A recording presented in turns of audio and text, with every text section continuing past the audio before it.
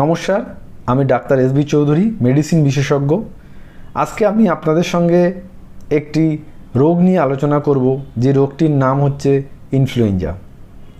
Influenza কিন্তু কোনো সাধারণ জ্বর, সর্দি, কাশি নয়। এই ইনফ্লুয়েঞ্জাকে আমরা কমনলি ফ্লু বলে ডাকি।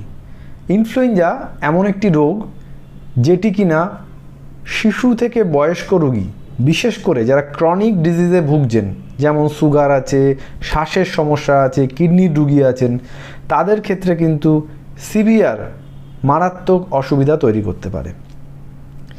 এছাড়া যে কোনো অ্যাডাল্ট পারসন তারা কিন্তু এই ভ্যাকসিন নিতে পারেন। এই রোগের বিরুদ্ধে আমাদের সেরা অস্ত্র হচ্ছে ইনফ্লুয়েঞ্জা ভ্যাকসিন। এটা শুধু সেরা অস্ত্র নয়, এটা কস্ট এফেক্টিভও বটে। যেহেতু আমরা ফ্লু মরশুমের দিকে এগোচ্ছি, সুতরাং বুদ্ধিমানের কাজ